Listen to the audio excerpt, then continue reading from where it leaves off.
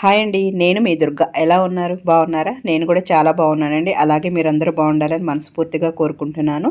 అయితే ఈరోజు వీడియో వచ్చేసి ఎండు రొయ్యలు, వంకాయ, టమాటానండి.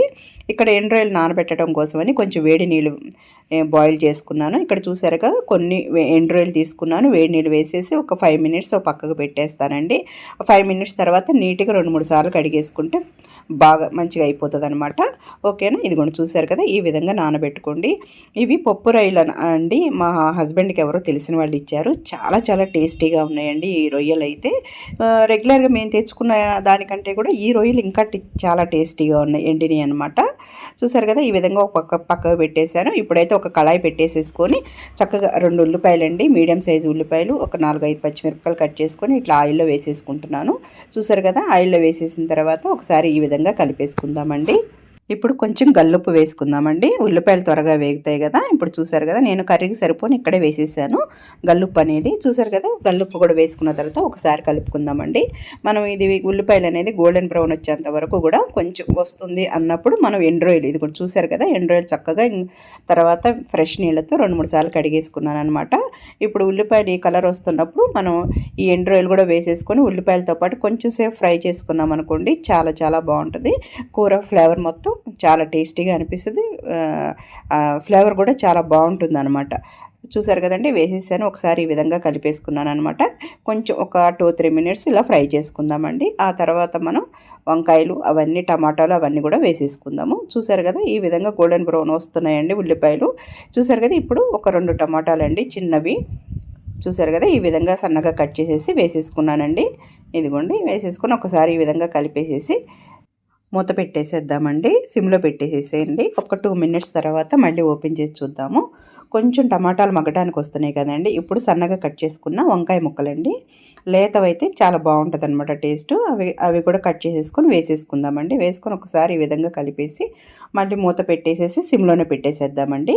ఒక 2 మినిట్స్ తర్వాత చూడండి, చక్కగా వంకాయ ముక్కలు అనేది చక్కగా మగ్గిపోయినాయి. అలాగే టమాటాలు కూడా చక్కగా మగ్గుతున్నాయి కదా. ఈ విధంగా మళ్ళీ ఒకసారి కలిపేసుకొని మీ టేస్ట్ తగ్గట్టు మీరు కారం వేసుకోండి. నేను ఇక్కడ మసాలా కారం వాడుతున్నాను. మీరైతే నార్మల్ కారం వాడే లెక్క అయితే ధనియాల పౌడర్, జీలకర్ర పౌడర్ కూడా దానికి తగ్గట్టుగా వేసుకోండి. కొంచెం కొంచెంగా వేసుకోండి. ఓకేనా? ఒకసారి ఇట్లా కలిపేసుకొని కారం వేసిన తర్వాత ఒక 1 మినిట్ అట్లా ఉంచండి, కారం వాసన పోయేంత వరకు మూత పెట్టి. ఆ తర్వాత చూసారు కదా, ఇట్లా కలిపేసుకున్న తర్వాత కొంచెం వాటర్ వేసుకోండి. నేను గోరువెచ్చని నీళ్ళు వేసానండి. చూసారు కదా, వేసి ఒకసారి వాటర్ వేసిన తర్వాత కలిపేసేసి మూత పెట్టి సిమ్లోనే పెట్టేశానండి. ఒక 2-3 మినిట్స్ తర్వాత ఇదిగోండి, కర్రీ అయితే అయిపోయిందనమాట, దగ్గరగా అయ్యింది. ఇంకా వేడికి ఇంకో కొంచెం దగ్గర పడుతుందండి. ఇప్పుడైతే నేను స్టవ్ ఆఫ్ చేసేస్తున్నాను. ఇదైతే చాలా చాలా టేస్టీగా ఉంటుందండి. అన్ని ఉప్పు కారాలన్నీ కూడా కరెక్ట్గా సరిపోయినాయి అనమాట. ఇప్పుడైతే నేను బౌల్లోకి తీసేసుకుంటానండి. ఇంకా కూర కొంచెం దగ్గర పడుతుందని చెప్పాను కదా, చూసారు కదా, బౌల్లో తీసిన తర్వాత కూర అనేది చక్కగా ఎంత బాగుందో, టేస్ట్ కూడా అంతే బాగుందండి. ఈ రొయ్యలు మా హస్బెండ్ వాళ్ళ ఫ్రెండ్ ఇచ్చారండి. ఆయన ఫ్రెండ్స్ ఇచ్చారనమాట. చాలా చాలా బాగున్నాయి రొయ్యలు. మేము రెగ్యులర్గా వాడే కంటే ఈ రొయ్యలు ఇంకా చాలా బాగున్నాయి అనమాట. కర్రీకి అనేది టేస్ట్ కూడా చాలా బాగా అనిపిస్తుంది. ఓకేనా? ఇప్పుడైతే నేను టేస్ట్ చేసి చెప్తానండి. ఫస్ట్ నేను బీరకాయ పచ్చడి చేశానండి. అదైతే నేను వీడియో షూట్ చేయలేదు.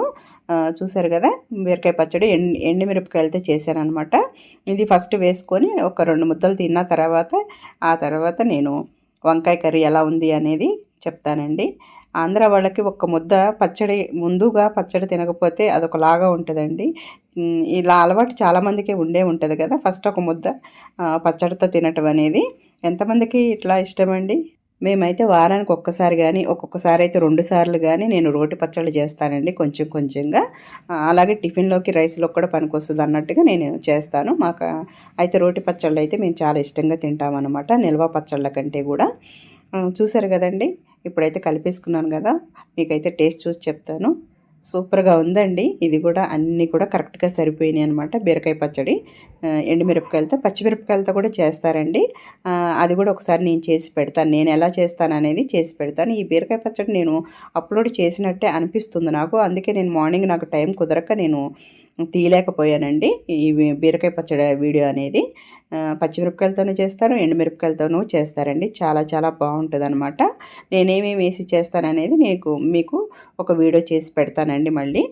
చూసారు కదండి. ఇప్పుడైతే పచ్చడితో తిన్నాను కదా, ఇప్పుడు కొంచెం ఎండు రొయ్యలు, వంకాయ, టమాటా వేసుకొని తిందామండి. మా హస్బెండ్కి అయితే చాలా చాలా ఇష్టమండి ఇలా చేసి పెడితే. నాన్ వెజ్ అనేది ఏదైనా కొంచెమన్నా నాన్ వెజ్ తగలాలన్నమాట ఆయనకి. అంత ఇష్టంగా తింటారు. నేనైతే ఎప్పుడన్నా ఒకసారి తింటానండి. ఇది చూసారు కదా, వేడివేడిగా ఉందన్నమాట. వేడివేడిగా తింటే ఇంకా సూపర్గా ఉంటుందన్నమాట. ఇప్పుడైతే నేను టేస్ట్ చేస్తానండి. టేస్ట్ చేసి చెప్తాను ఇది కూడా ఎలా వచ్చింది ఏంటి అనేది.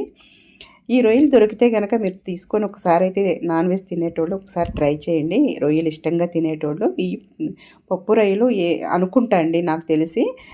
నాకు కూడా పెద్దగా అంత ఐడియా లేదు వీటిల్లో. నేనైతే ఊరి నుంచి రప్పించుకుంటాను. ఆ రొయ్యల కంటే కూడా ఈ రొయ్యలు అయితే ఇంకా చాలా టేస్టీగా ఉన్నాయి. చాలా బాగుందండి కర్రీ అయితే. ఇవి కూడా అన్నీ మొత్తం కరెక్ట్గా సరిపోయినాయి అనమాట. ఉప్పు, కారం అవన్నీ కూడా.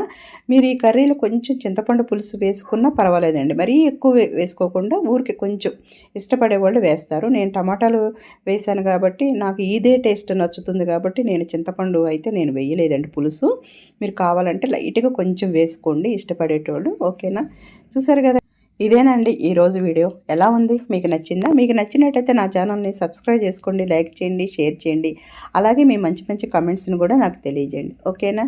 ఉంటానండి. బాయ్ అండి. చూసారు కదా, రొయ్యలు ఒక్కొక్క ముద్దకి అలా తగులుతూ ఉంటే చాలా టేస్టీగా ఉంటాయి అన్నమాట. ఓకేనా?